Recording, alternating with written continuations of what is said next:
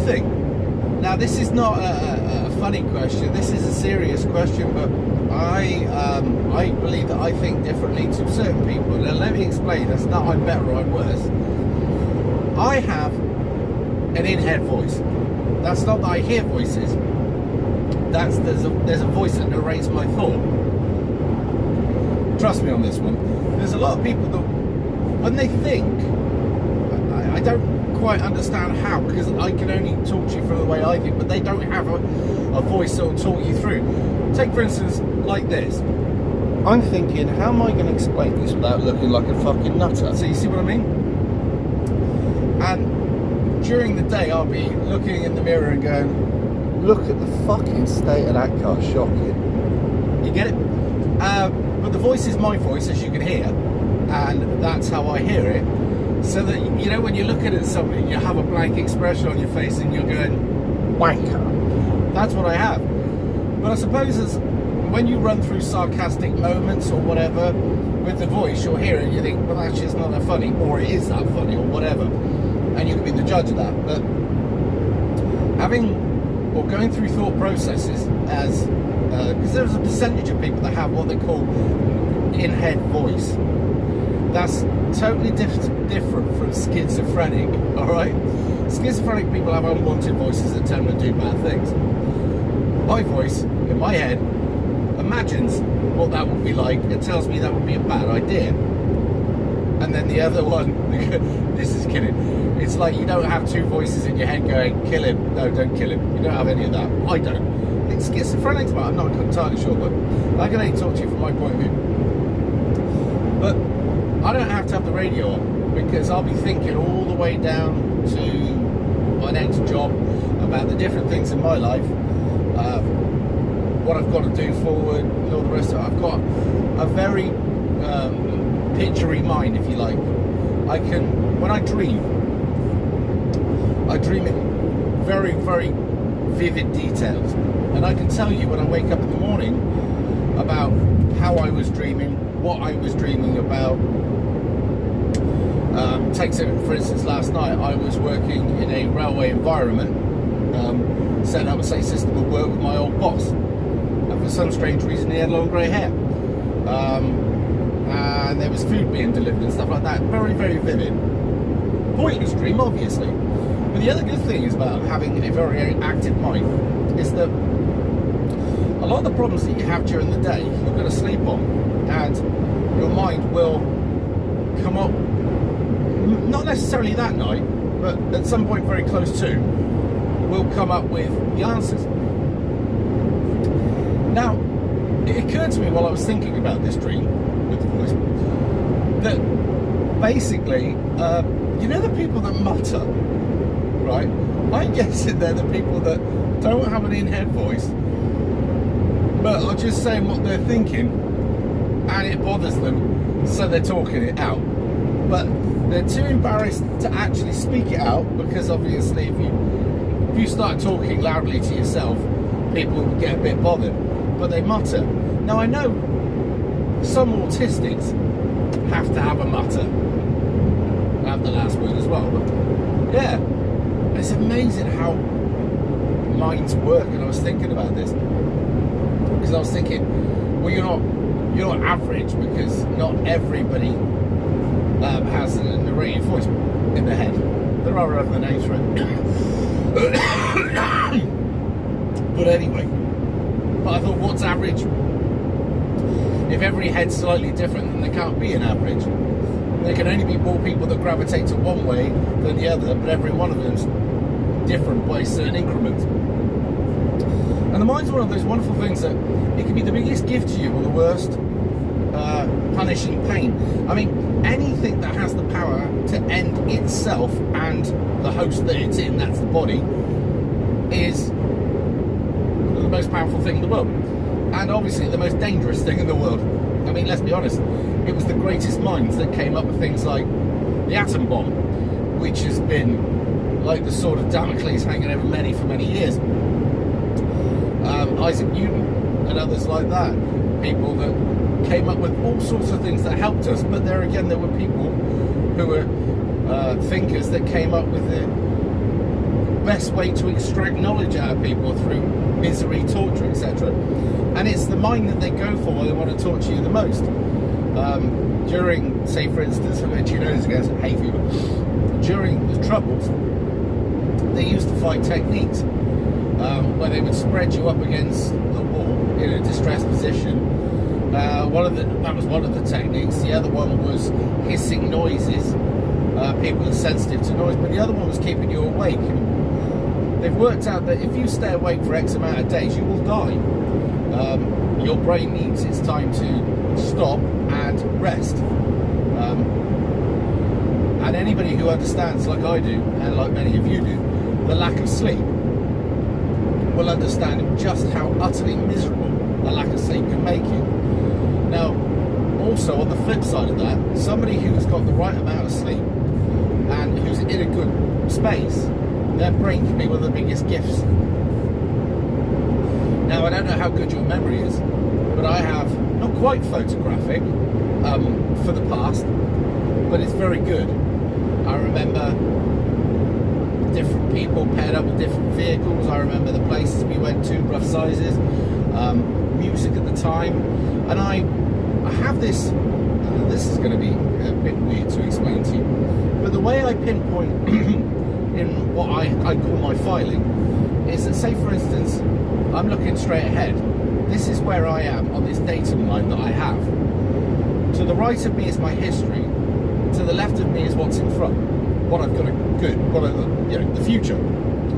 So if I say, for instance, look that way, I can see closely to me Christmas, and further away different events. Now, if I go back, I'll look to the right of me in my head, and I'll see January, Christmas, and then further back, and you'll see things pop up on this line, events, births in the family, deaths in the family, good parts of work, and you can go right through, and it'll be in block sections. So say for instance, you'll have the last few years in different blocks, and then the blocks get smaller as you head back towards when you were very small.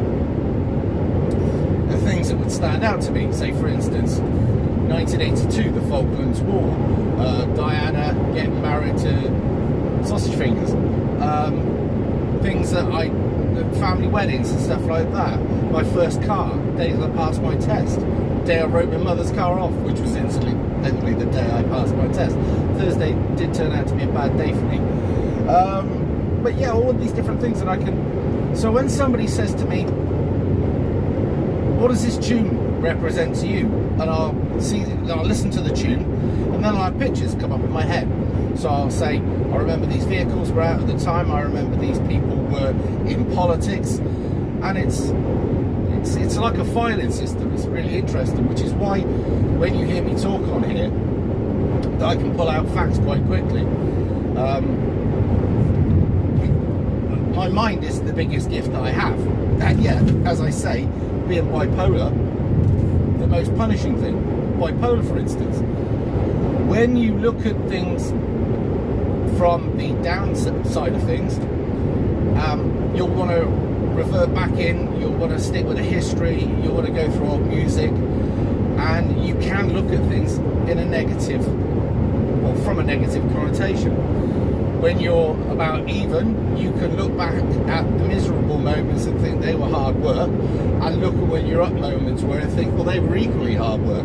When you go up, you're aware that you're up, you can't imagine how miserable it is being down, but you also know that it's a very dangerous time that you're at, because you could do things that you might regret, spend money on stuff that you then really couldn't afford, all of these kind of things. So, and you have to measure all of this, but then you can read people really well, and that's a gift and a curse, because very quickly, say for instance I'm with my friend, and I'll weigh this person up in seconds, and I'll pull her aside and say, this person is this, and this. Turns out they are. And it's happened so much because you've got such a catalogue of past people, past mannerisms they had, the things they did, the events that came after that. It's like you analyse them and you know that this person has these traits because you can see them.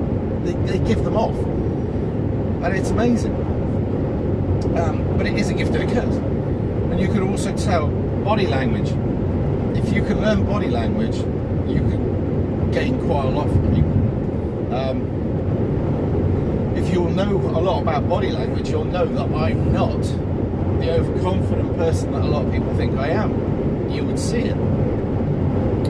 You would know that I'm not an egotistical narcissist like many are, right? You'll know that I do this because I enjoy speaking to people, yes.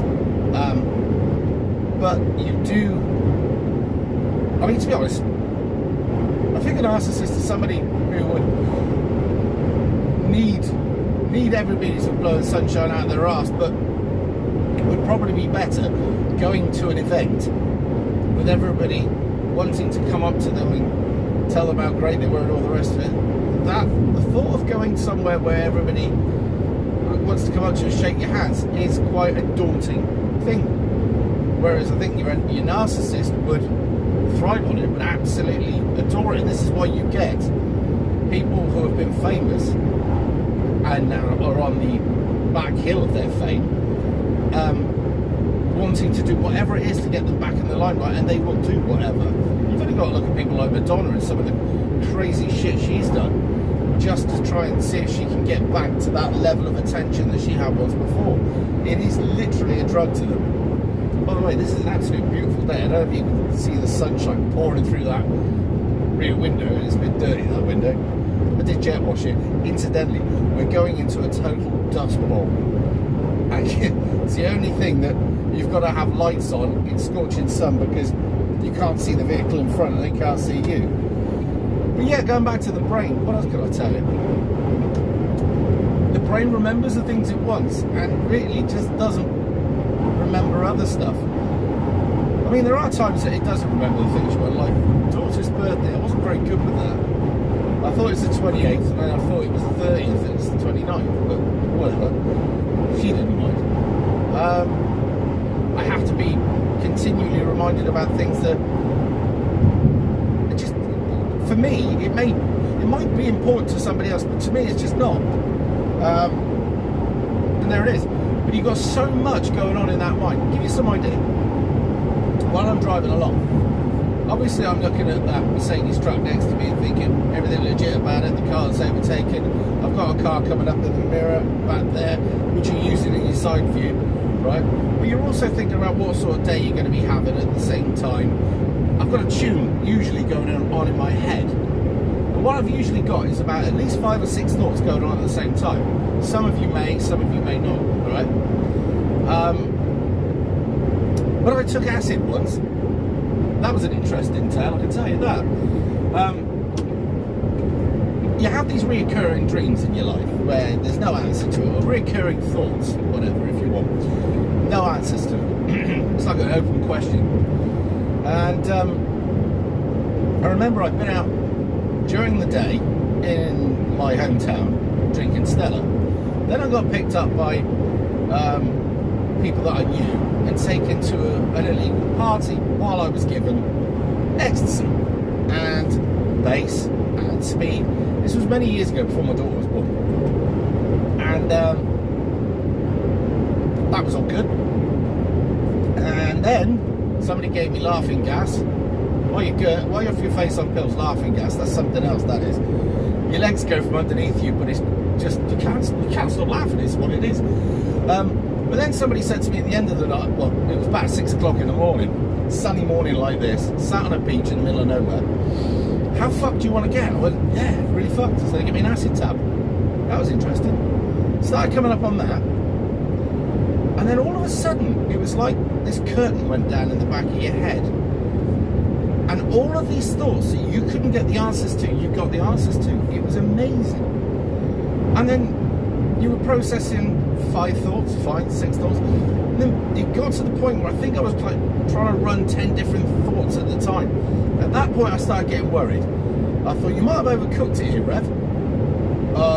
Or Cy, or Slim, as I used to be called by my mates, because I used to be Slim at one point, believe it or not. So I then had to get control as best I could of this chemicals that I'd taken and try and get back on target, which was weird because then you think the person said something. Did you say something? No. Oh. And then you look at everything so completely different. Acid is one of those things that I really wouldn't recommend to anybody of a weak mind. And I haven't done mushrooms, although I'm told they're interesting. And I'm told they're better than acid, although all drugs are illegal and you shouldn't take them. So there you go. But I just thought I'd ask, how do you think? What does any of this resonate with you? I mean, some of you may think I'm absolutely bonkers. Well, I am.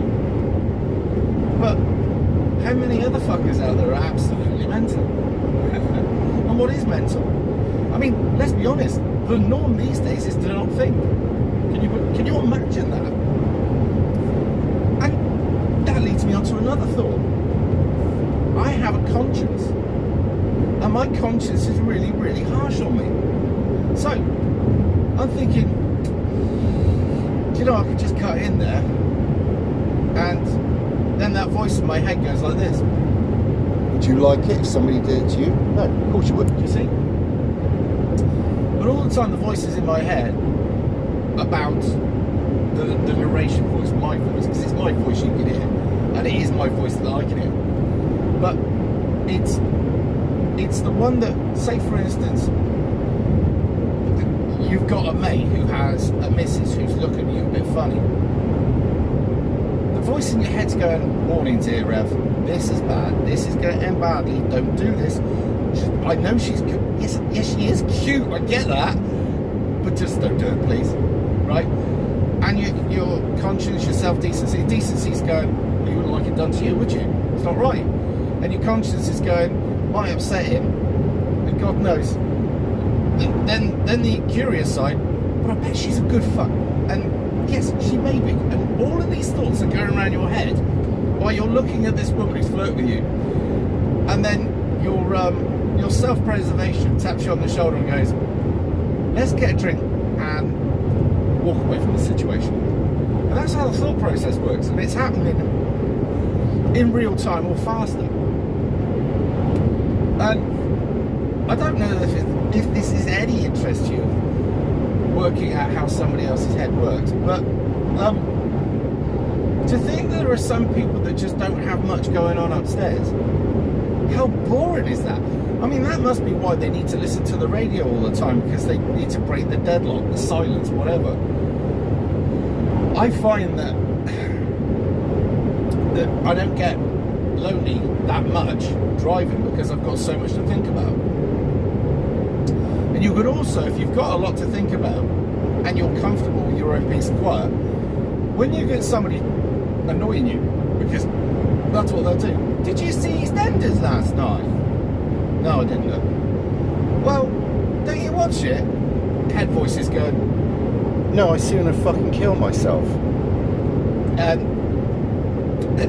And sometimes you've got to try not to laugh with what's going on in your head, because this person in front of you is just making a complete arse of themselves. And it's probably the same for you. My God, just seen a massive McDonald's sign on the back of a truck going somewhere. Whenever I see that, I just think corporate cunts. I can't help it.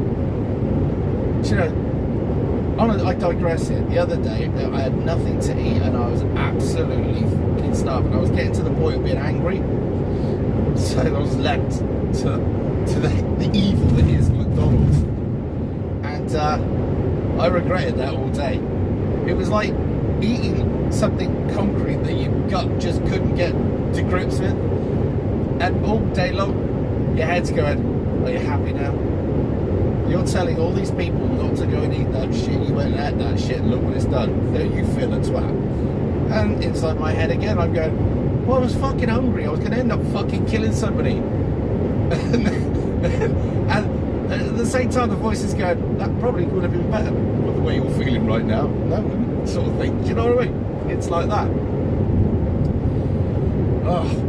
And incidentally, health-wise, I'm trying something new because the Reverend Mother said that, and also Sister Jude said that Robinson's orange juice, because I think Robinson's has got to be better than some of the rest, is full of shit. So, Reverend Mother, these are the lemons that you gave me, and there is the water. I'm kind of hoping that that works.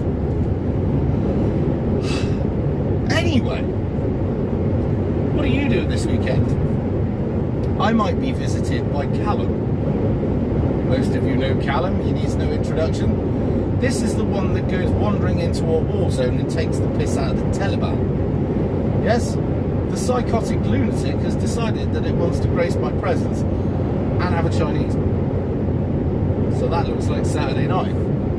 So you may well, if he could still go ahead with it, get a visit on YouTube on a Saturday night from Callum from the Lotus Eaters. So, God help us. And if I manage to get a few drinks into him, I've got my hands full because he's a little fucker. But anyway, there it is. Anyway, I've now got to go back and edit this, which is going to take a little while. I'll see you in a bit.